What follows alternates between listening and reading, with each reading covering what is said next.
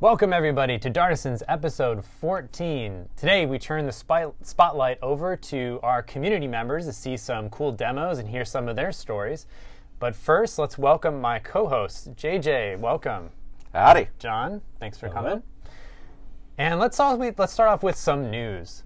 So the two books that we're aware of, Dart Up and Running and Dart in Action, are now going to press, which is awesome. So look for those on your favorite online book retailer or bookstore.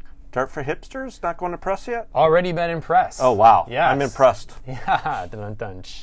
And actually, that's a good segue because Chris Strom, who is the author of Dart for Hipsters, has now picked up blogging again on Dart. He is back, although he'll say he never really left. So we welcome Chris again to his blogs about Dart. For instance, he's been updating his hipster MVC framework with the M1 syntax, so you can follow along with what Chris is doing there. On the speaking front, Dart will be at CodeMash in early January in Sandusky, Ohio. Now this is cool because it is an indoor water park. That's awesome. Yes. I don't know how we're ever going to get anything done in this conference, but I'm going to come in with my swim trunks. Why did I not get invited to this conference? Yeah. And we'll also be at DevOps in November, and Rich Web Experience, also in November. So lots of places. JJ, any upcoming talks? Yeah, I have JS Camp Asia in Singapore, and I have Esto es Google in Mexico. Awesome. And I'm really working on my Spanish for that one. Awesome. Órale, pato. And later in this week, actually, I think a little bit closer to home, John, there's a drink up in San Francisco? Yeah, this next Thursday. Okay. And do you have any details about this? Not the specifics right now, but it'll be in San Francisco around 7 p.m. next Thursday, and we'll send out a public invite on G+ soon. Awesome, awesome. So if you're in the Bay Area, stop by. This is a drink up to support and celebrate the M1 release of Dart, and it's put on by the Dart SF meetup group. And so it looks about every other month they do presentations, and then the alternate months they do these more social drink ups and meetups, which is really cool.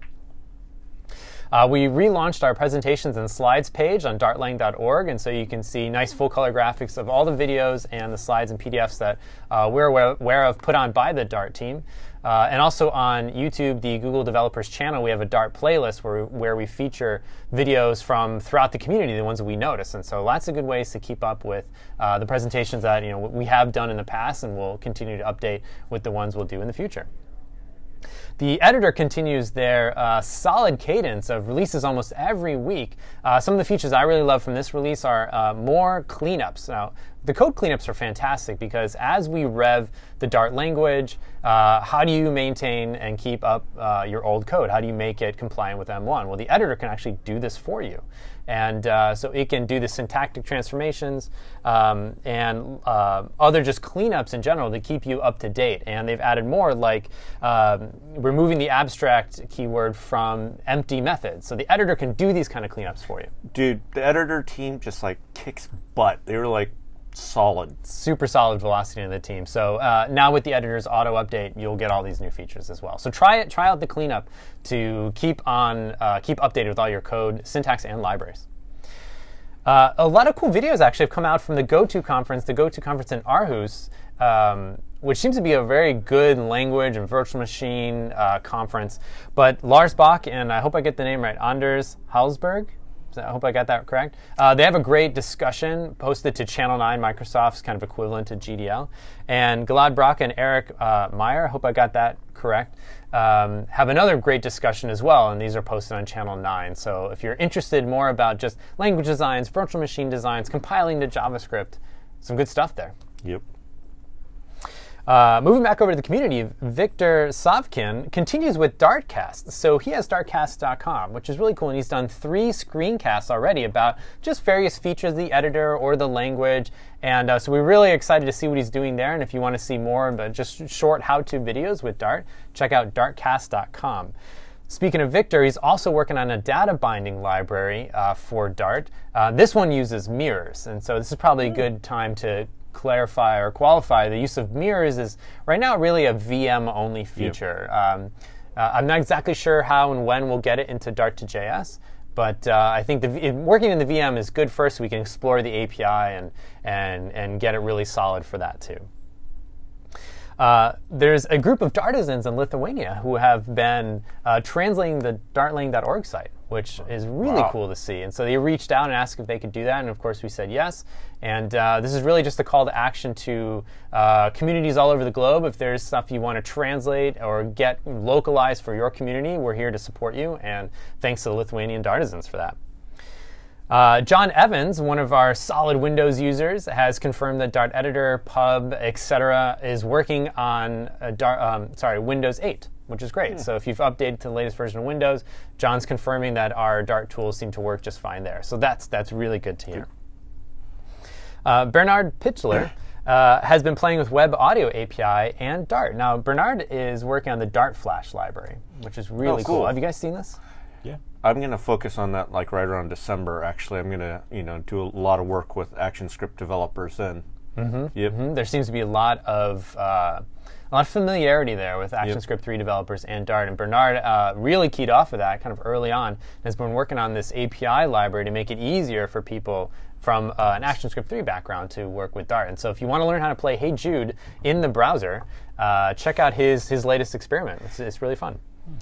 I want a special call out to Blossom. It's a new startup in the Bay Area working on lean project management, and they recently had a blog post about using Dart in production in their stack, which is really cool. So I don't have too many details, but they listed a lot of common projects like, if I remember, Node.js and Dart, and so it seems like they have a good kind of polyglot production stack, which is cool. So check out that to learn more.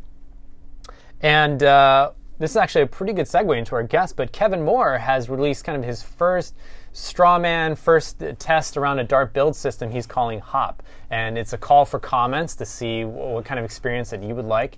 And you can find this, I don't know if you can find this, but you can find many of the libraries we've been talking about, and hopefully Hop soon, on Pub. And so I want to kind of lead in today with just showing off our package manager. So I'm going to go ahead and share my screen here.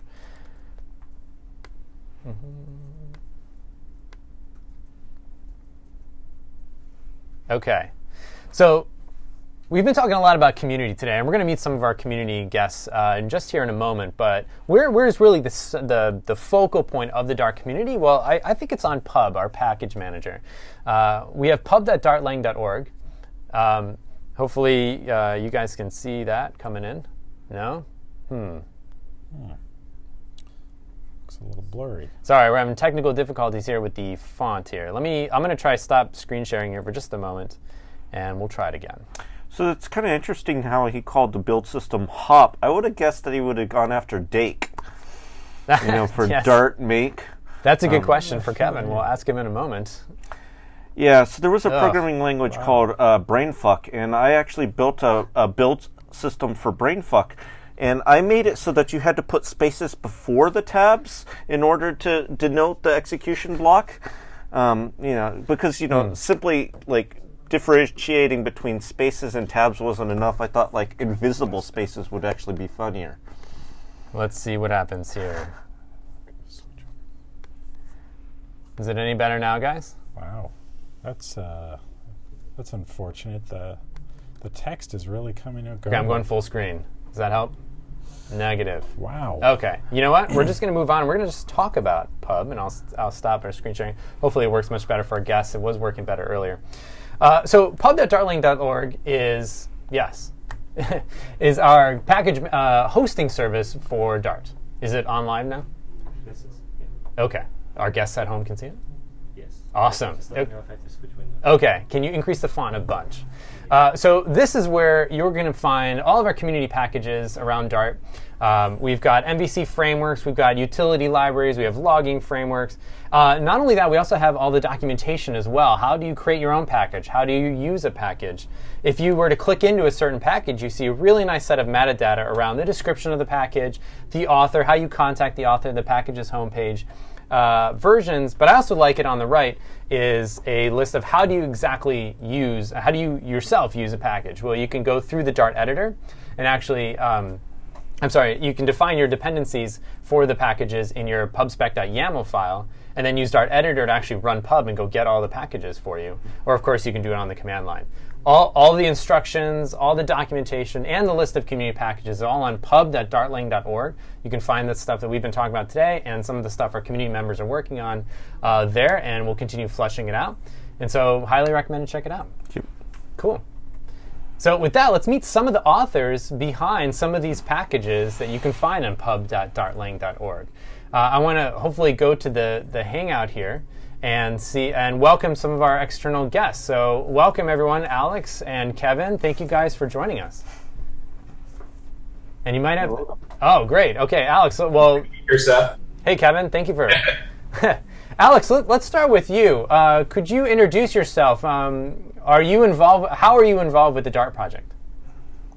Right. So I knew about Dart since it was announced. Since I have been working on GWT applications for a while. And then I always wanted to work closer with open source projects just to get a sense of what it is like. And then when, like last summer, when well, this summer, when my family was visiting grandparents, I had a lot of time that I feel that I could spare. So I got the source code for Dart, built it locally, and basically, the next step was just to see what I can contribute, what I can play with, get some hands-on experience with that. I was browsing through the Dart blog, which is a website where let me share the page.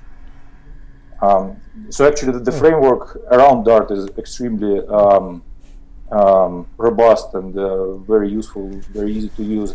Anyway, so I basically, when I was building the Dart on Mac, I saw that there is a problem that I myself witnessed, and then I saw that there is a bug actually opened against that. So I decided to investigate that.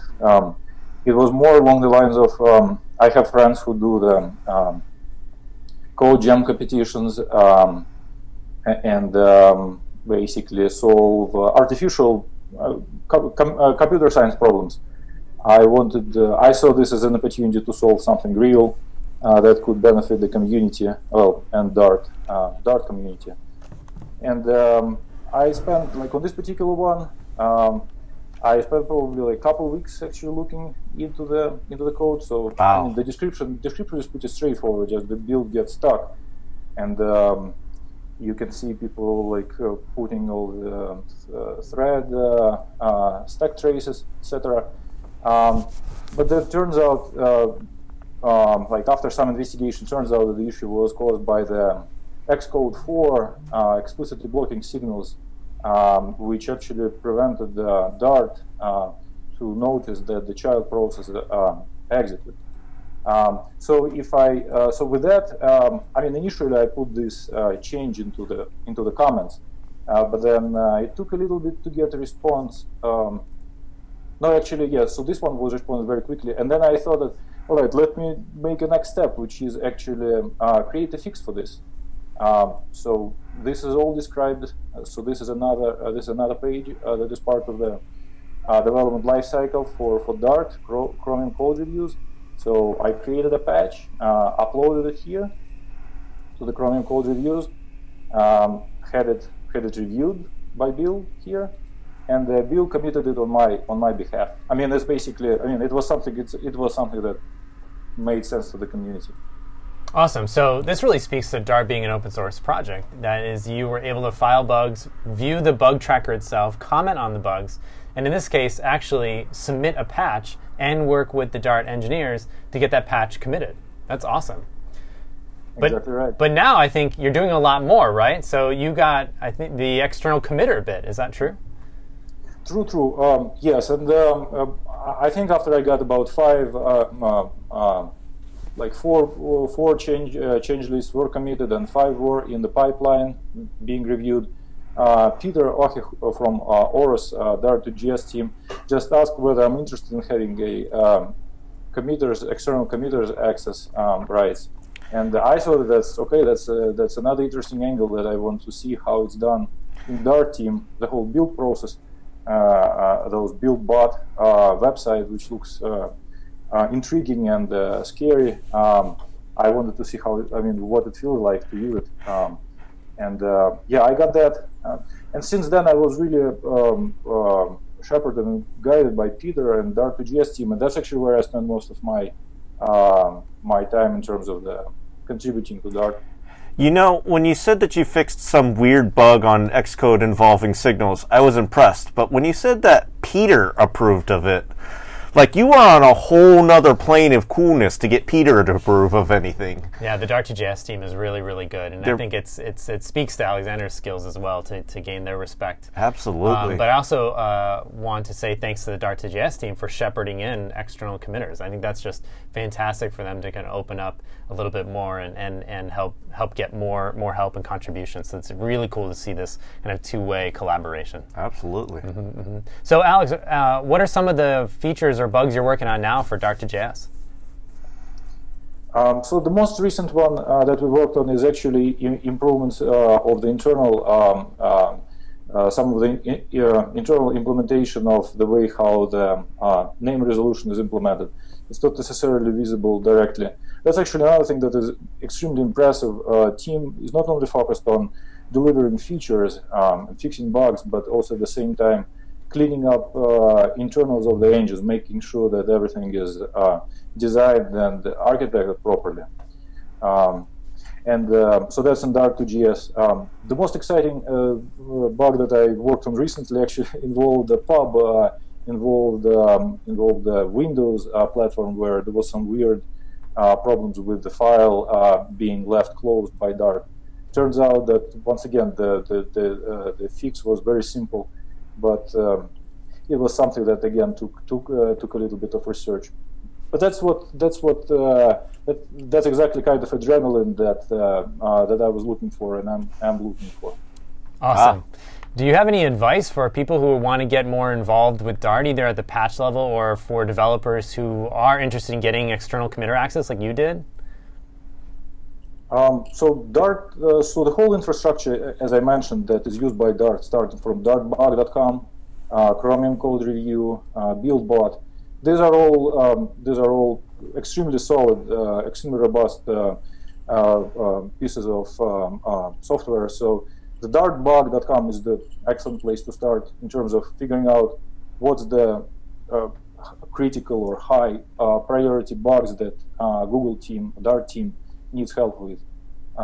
So sort by criticality, by priority, and identify the area of an interest to you. Like, I picked up Dart2JS because I had some background in parsing, and some of the issues that I saw there seemed pretty straightforward to me. And putting aside Mac build issue, but yeah, look through the bugs, see that's something, identify something that is of an interest to you, and just go for it.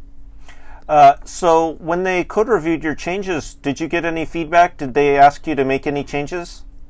Oh yeah. That's actually code review process is is something that like generally speaking developers don't. Well, I don't know.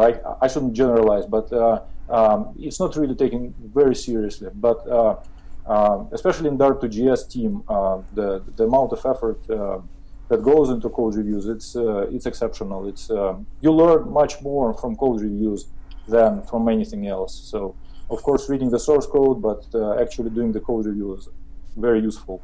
Yeah, I know that at Google in general we really like code reviews, but I think that points out something very important, and that's that if you want to contribute to the Dart project, you have to be ready to accept feedback. Because no matter what change you make, whether you're on the team or not on the team, people are going to tell you to make it better. Mm-hmm. Absolutely, it's definitely part of the culture. Yeah, and that's like one thing that I really enjoy. I mean, personally, I have one of the reasons why I increased the amount of time I spend on this is that I'm learning a lot, for sure. Well, I like what you said. Find bugs or fixes that you yourself are interested in. And I think that's one of the tenets of open source development, scratch your own itch. And so if you're interested in working or helping Dart, find the area that interests you and work on the thing that gets you excited. And that's probably the best way you're going to be successful. Yep. That's right. Great. Well, thank you, Alex. We look forward to further contributions and working with you on Dart2JS and other projects in Dart. Awesome. Sounds good. Let's say hi to Kevin Moore. Kevin is one of our early adopters of Dart, and he's been publishing libraries to Pub, which we saw earlier, and he's got some of these libraries he wants to show off today. So hi, Kevin. Welcome to the show. Thanks, Seth. Thanks for having me today. Oh, it's our pleasure. So, Kevin, you've been working on a bunch of stuff. You've been working on Pop Pop Win, which is a great HTML5 game built in Dart that works on mobile and desktop. You've been working, you just kicked off an effort to explore what a build system might look like. But I think today we want to focus on one of your other projects. Let's start there. What did you want to show off today? Today I want to talk about the Bag of Tricks that I call. It's actually a name of a library that I started. I called a set of tools I built at Microsoft when I was there in 2005, 2006, the Bag of Tricks. And I realized it was a good name for kind of this general set of tools and libraries that I use in building systems. Often you want to kind of encourage reuse. And so it's something that I certainly like to have when I'm building software. And obviously with Pub out now, it's really easy to share that set of stuff with people in the wild. So it's an interesting collection of things. I try to organize it well internally, but it does a lot of stuff. Wow. Cool. So, and I also have to say that you have a great logo for your project. Oh, thank you. Actually, I wonder if I have it up here. I wanted to talk about Pop Pop Win, but yeah, if you wanted to take a look at it, it's on GitHub. Kevmoo is my name, and it's bot.dart. So it's easy to find there, and I must give credit to my business partner, actually, for doing the logo. So I realized I started clicking without clicking share screen. So just 1 second here, and I'll show you the logo. Just 1 second. So thanks, Robbie, for the logo. And here's the page on GitHub. I'm actively maintaining it. It is on Pub. I try to be pretty explicit about the version I'm on, the version of Dart I'm on. So actually, if you open up the changelog markdown file, you'll see that if you align with, let's see, get this right here. So the 2.0 branch in your pub file, or the 2.0.2.1, aligns with the M1 build we call. And then the releases since .3 and .4 align with, I think it was the last kind of major editor release, which is not the most recent one, but the one before. I'm having some bugs with the most recent one. So something I'm really trying to do here and encourage other library authors is something called semantic versioning. And the idea is you might end up with more releases than you want. I'm staying kind of pre-1 until Dart is released, but basically every time I change things, I try to increment the build number so it's pretty clear to people if I've broken something. Cool. So Kevin, what are some of the things that bot does? So an example I wanted to show quick was Pop Pop Win was the game I wrote to kind of show off Dart and do some interesting things. So quickly, I don't know if you're hearing sounds, but ooh, and it blows up. And so there's actually a lot of stuff going on in the game in terms of doing a lot of drawing to canvas, allowing interaction. You see the mouse kind of changes. And so really what the Bag of Tricks does, it exposes a set of libraries that let you build interactive content on canvas. That's actually one part of the Bag of Tricks. And so we're looking at the source right now for bot in our Dart editor, and you'll see that I have the retained library open. So kind of trying to follow the guidelines that exist in the library. So you see the retained bit, if you want to import it, includes a bunch of stuff. Things for doing canvas and clicking, doing basic visuals. And so if you want a simple flavor, if you're looking at the source code, a very simple thing to play with would be the spin demo. So we'll go into the example folder and run this one in Dartium. Drum roll as Dartium loads, and an error message because we have a slight version conflict. This is what we get for having a very fast-moving build process from the Dart team. And so obviously this looks very simple, right? But some of the interesting things, because the Canvas API in HTML doesn't have any notion of element, it's just a pure bit buffer, you need to do work to add your own event handling. So if you notice as I mouse over here, we get kind of an indicator that the mouse is over this rectangle and the spinning object is getting a mouse over events. And that's all features I've implemented in the Bag of Tricks. And so this ability to define elements, nested elements, and do mouse interaction with those elements. Kevin, I should say that for everyone watching at home, it's very, very smooth. It's just that it's a little jittery on the Hangout. So what Kevin sees is a very smooth spinning sphere. Yes, this is not performance at all of Dart. It's actually I would suggest people take a look at Pop-Pop-Win if they want to be convinced that you can build very high-performance, high-quality games. But unfortunately, this kind of animation doesn't translate well over the screencast, so my apologies for that. So the Retain library does a bunch of that stuff. I don't want to go into it too much. I'd actually point people to a screencast I did, I think it was last week, that tried to walk through how I built Retain and the things it does. But there's actually a set of other features that are more in the base libraries that enable a lot of stuff. And so if you click through, and actually probably the easiest thing to do, and also to show off another feature, is I'm using the documentation generation that exists in Dart, which I love. I know Seth has pushed hard to get this working well. And so if you want to kind of walk through the APIs, it's all up on bot under my personal website. And this is actually linked from the source code. And so really quickly, some things that I built that really helped me build the Pop-Pop-Win game. There's an array 2D class, which actually allows you to define a two-dimensional array very efficiently. So that's how I manage the state of the field and actually all the squares that I'm drawing in the field. I have classes for managing different kinds of color, and so I have hue, saturation, and lightness color, and where's the other color here? I'm just going to find it. RGB's here somewhere. There's RGB. And Kevin, you actually do conversion too. Sorry. Go ahead. So you showed Pop-Pop-Win and some spinning squares. What are some other things you envision people using Dart to build? Oh Lord, the sky's the limit. I'm actually having a lot of fun right now building interactive content. Wait a second. Did he just say that like Dart is inappropriate for like Mars lander type software because the sky's the limit? If it runs in the browser. With that. I'd probably stick with Go if you're doing embedded software. Okay. But honestly, if you're doing interactive content, especially anything you want to host on the web, I've built things with Dart now that I've kind of dreamed about building, or I would have built in a native platform before. And certainly it's kind of a dual evolution as the web platform has evolved with Chrome, and you can get really good interaction with building, Canvas apps and really fast performance there. So that kind of gives you the raw performance. And then Dart has just been spectacular because it really lets you build large systems. So I've built large libraries with deep object hierarchies and very related, deeply related sets of objects. And having kind of a rich object-oriented system, type checking, that sort of stuff, really makes it easy for me to build more complicated things that I normally would in JavaScript. So it's actually been really fun. So Kevin, you've obviously built a lot of software in your career. As you've come to Dart, is there anything different about Dart? Are there lessons that you've learned that have helped you become more effective as a Dart programmer? Lessons that I've learned. I think one of the big ones, and this is discussed obviously a lot, is kind of embracing the optional typeness of Dart.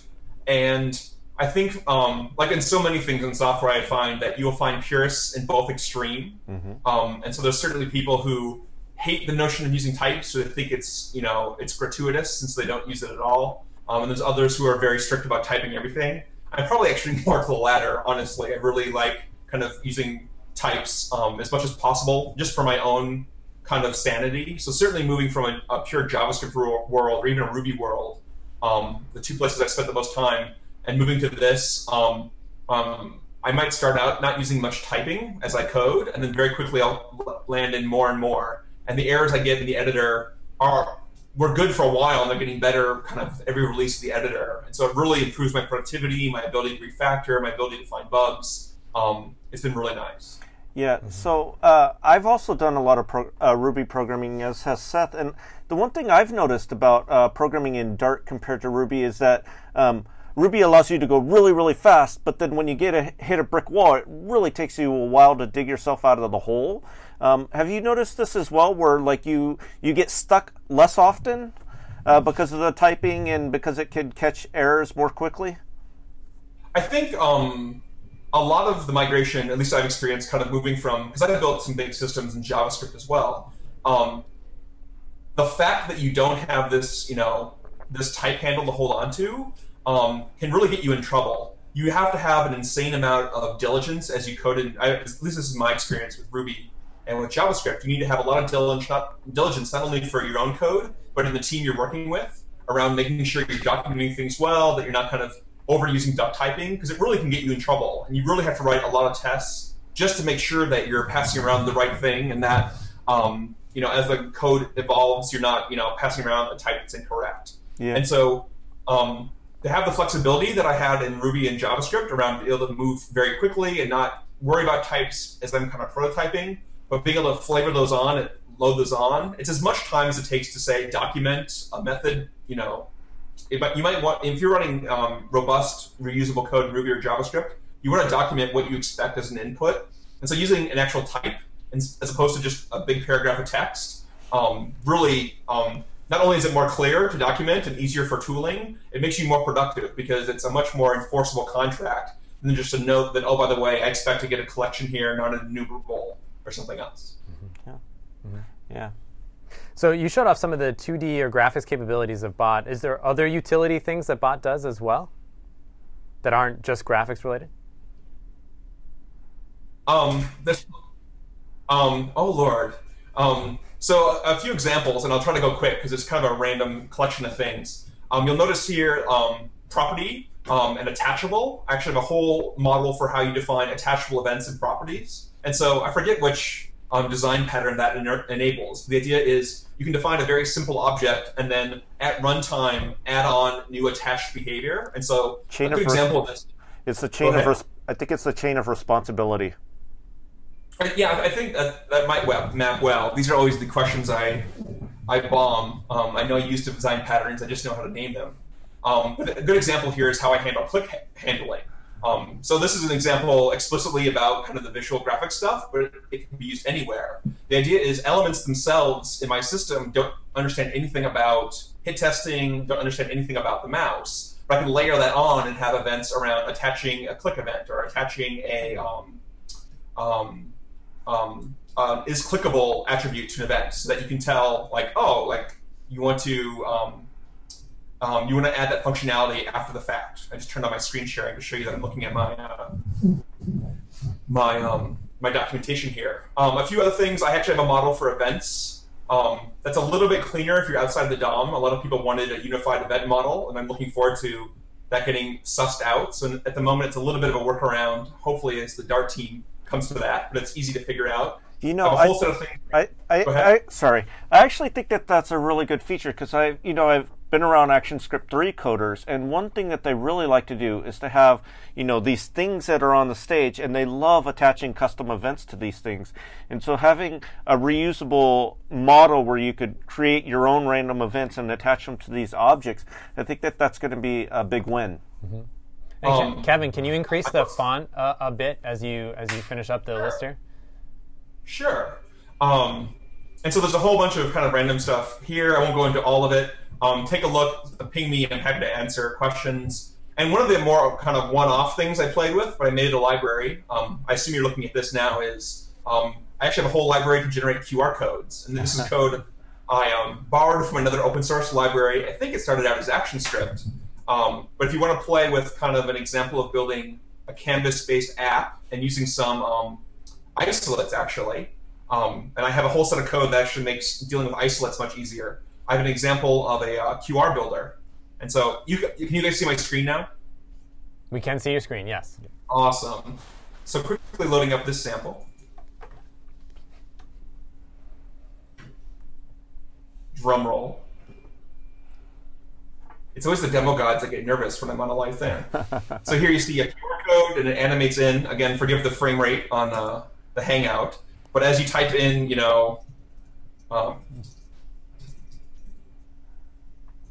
see that the QR code updates in real time. You can actually change the error correction level and the generation.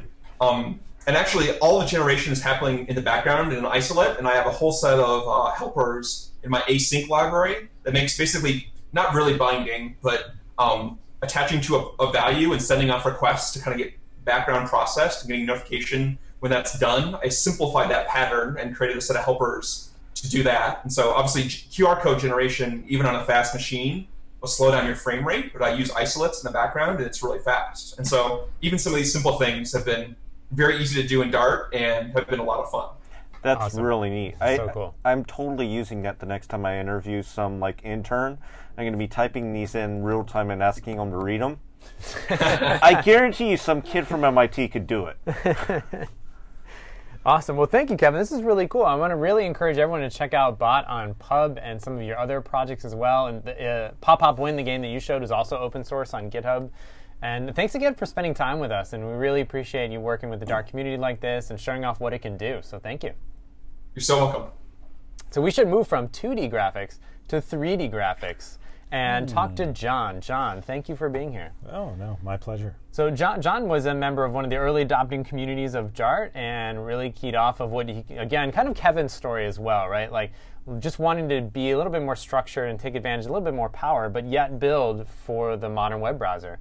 And now John luckily works here, and John's going to show off some of the libraries that he started before being a Googler, and now he's continued working on at Google. Hey, everyone. Yeah, very much like Kevin's story, I was really attracted to Dart primarily for the type system. I come from a C++ background, and I love type, so I also kind of overly type my code, but it saved me a lot of effort. So what I want to show today is a library, a rendering engine and game engine called Javelin. And so we definitely can't see your fonts. Wow. And I don't think increasing the font size will help either. Let me see how the demo looks. Eesh, it's so aliased. Wow. It's much smoother in person. Yeah. Also, we have a lot more pixels here. Yes. Hold on. All right, we're going to do some technical rejiggering, which is the technical term. Yes. So while we're doing this, why don't we talk a little bit about your background? So you have experience actually building and writing games. Is that true? Not so much games, but like kind of game engine technology. Okay. So I worked with Erwin Kumans on the Bullet physics engine for a couple of years, and kind of optimized it for the PlayStation 3. And then did a whole bunch of smaller kind of tool and technology-based work for PlayStation titles. Awesome. So you're very comfortable kind of deep in the low levels of these engines. Yes. I'm far more comfortable down there than the higher level. So turn offs. Yeah. Bring the demo to the foreground. Yeah. And we can leave the Hangout, right? So, Seth, I noticed a lot of the commits that I've seen from John are like crazy low level, like, array manipulations with like float 32s to make them like, 6 times faster, and they're written in assembly, and I'm like, I didn't even know this stuff was in Dart, and he's sitting there patching it. Well, we should probably, it's really cool, and talk about where this actually is happening. This is inside the Dart virtual machine. Yeah. This is kind of the power of a platform that has its own VMs. Of course, Dart compiles the JavaScript, runs everywhere. But if you have your own virtual machine, you can accelerate options that would be very hard to accelerate in JavaScript, like native access to typed arrays. And I'm absolutely super excited about the fact that he's constantly running and pushing the VM, because the VM is going to open up some new doors. Right, just purely performance reasons. Yeah, I'm really excited as well. This demo that I'm showing right now is actually showing off, it's partially showing off some of the work I did to speed up access to float 32 arrays. By the time it gets drawn, it's into the slower arrays, which will be going away soon, but while it's being simulated, it's running in these fast arrays. So what we're looking at here is a fluid simulation. It's a height field-based one, so I can put a droplet in there, and it's got reflective boundaries, so you can see that the waves start reflecting back. And this is running in a 50 by 50 grid, all on the CPU. None of this is being simulated on the GPU. It's pretty fun to play around with. So of course you could do this in WebGL, yes, right, and get it on the GPU. But you kind of alluded to it earlier. Why do this on the CPU? So the big problem with something that you simulate on WebGL is that if you ever need to access it, to animate it, or to interact with it from the CPU, you suffer a huge performance penalty for that. If you can do all of your work entirely on the GPU, and the work you're doing is well suited to computation on a grid, then it's much faster. But as soon as you need to involve the CPU, the performance benefits very quickly go away. So this is all being simulated on the CPU, and as you can see, I can kind of shoot off a wave from the one side and it comes back and reflects around. So this. What is this actually running inside? Because I think that's part of the libraries you've been working on. Yes. So internally to this demo, I'm using two libraries. The first is Dart Vector Math, which is a 3D graphics, 3D programming math library. So it has like a 4x4 transformation matrices, all the things that you need to construct a 3D rendering engine. And that's also available on Pub. So definitely check it out if you're doing any kind of 3D programming. One of the cool features of Spectre, a low-level graphics library that Javelin is built on, is that it has a retained mode debug drawing mechanism. So what you're seeing on the screen right now is a whole bunch of like coordinate systems and circles and spheres and axis-aligned bounding boxes, but they're being drawn in a retained mode debug system. So I can say, draw a box in this position in the world for 2 seconds, and then forget about it, and Spectre will handle drawing it for the next 2 seconds and then clearing it from the debug system when the time is up. And so it supports lines, boxes, spheres, circles, and I'll be adding cones and cylinders support as well soon.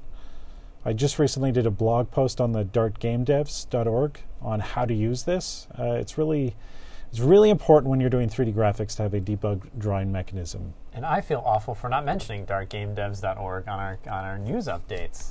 Let's talk a little bit about that. What is that? So it's a new site that's kind of focused on game developers who are working with Dart, and we are taking contributions from the community. So far I've written a few blog posts on Spectre, and I'm going to have a couple more this week, one of which will be on how to do breakout-like physics. Cool. So another cool feature here in Spectre is that I have a post-processing system. So all I have to do is go down here and select blur, and then suddenly the entire scene is blurred. And the blurring is all being done on the GPU. It's really simple to add new blur effects. There's also a cloth simulation. Again, this is running entirely on the CPU because we want to be able to throw things like a sphere at the cloth. So probably the most recent feature that I've added to Javelin is an entirely data-driven scene. So what you're looking at here is a skybox, and there's a few elements. There's a box and a cone and this ground plane here. But this is entirely, no code was written to construct this scene, and it can even animate. So if I go in and I make a change to this file here, I'm changing a transformation controller to manipulate the box's translation. So now that I've done that, if I go down here and I reload the scene, you can see that the box is now moving relative to its parent. And this is, again, I haven't written any code. I didn't have to reload the application. I just changed it, changed the data file, and then asked Spectre to reload the scene description. Now, what is really cool about something like this, I know we've chatted about this, is you can then send out this configuration file. People can fork it, change it themselves, and kind of branch these visual demos. And seeing how they might propagate out in the wild is really fascinating to me. Yeah, that's the ultimate goal with this, and not so much just a scene with transformations applied to objects, but also game logic as well. So hopefully you'll be able to express most of the game just through data and then load it up and share it with friends and let them change it. So what are some of the things that you'll be working on next for these two libraries? So right now it's mainly working on the game component system so that you can, kind of like Kevin's attachable logic, and this is coming from the ActionScript world, where you have a general game object and then you express its behavior through runtime addition of components. So you could say this game object now has health, and this game object can now jump. And this can all be expressed through data. So that's what the focus right now is on. Awesome. And this, of course, does this compile to JavaScript and run in other browsers? It should. Yes. Browsers that have WebGL. We should yes, of course. Yes. Which is Firefox, Opera. Yep. Okay, awesome. And, of course, Chrome. Well, thank you for these demos. And these are on Pub as well? So Spectre and Dart Vector Math, as well as a user marker-based profiling system, are all available on Pub. Javelin is just on GitHub right now because it's still pretty experimental, and we're working out what the API should look like. So we don't want to promote its people to depend on it when we're going to change a lot Still of it. early. Yeah. Awesome. Early. But these are really cool to see Pub has some of the lower level features, and especially Yes, dark vector yeah. math, which is useful to so many Yes, developers. not just 3D applications, but 2D applications as well. The Dartbox 2D port has a branch that's almost complete. That's where they're moving over to Dart Vector Math. Awesome. And it runs faster than the current version. All right, there you go. Open source for the win. Yes. Thank you, John. Awesome. Awesome. Oh, well, we have a couple questions. Let's go into those. Just a couple here for our community today. Chris McGee says, what do you think are the next big milestones for Dart? I'm going to take a big guess. Okay. Milestone 2. Ooh, nice. Yeah. M1+1. Well, you know. JJ has spoken. Yeah, that's right. It will be M2. Like, Not I M1? think I've heard, what's that? Sorry. I think I've heard them talk about mix-ins. Mix-ins. Mix-ins are coming. Also more mirrors. Okay. Yeah. There was another thing that Claude mentioned at his most recent talk in San Francisco. But those are the two big ones. Two big ones, yeah. Yeah. And a lot of bug fixes. A lot of bug fixes Yeah. and performance. Well, working on the libraries. Yep. Which is definitely already started. If you follow the mailing list, there's been a ton of breaking change emails. And Yeah. we try to get a bunch of those on the blog. There's definitely going to be more focus on the libraries, whereas there was more focus on the core language itself previously. Yeah. Cool. So good. And thanks to the cleanup. Actually, Yeah. you can stay ahead, keep your head above water a little bit, thanks to the editor. So another question here. I started coding with Dart, and I see that it doesn't have good compatibility with Firefox. I really appreciate Dart. My question is, what is the solution to have compatibility? Well, I think it's our intention to support Firefox just fine, including other modern browsers like IE9, Opera, Safari, Firefox, Chrome, mobile Safari, mobile Chrome. And so we would encourage you to file bugs if you notice any incompatibilities between these different browsers at dartbug.com/new. And I mean, our general approach here is that Dart, when compiled to JavaScript, should work great across all modern browsers. And so that definitely includes Firefox. So hopefully you can create a reproducible test case for us. We'll take a look at that. I've already seen, for instance, the HTML team take these kind of issues very seriously because compatibility is, I would say, maybe job number one. That is, making Dart work across modern browsers is extremely important. So hopefully we can fix that bug for you. Absolutely. That's a critical thing for us. Absolutely. Yeah.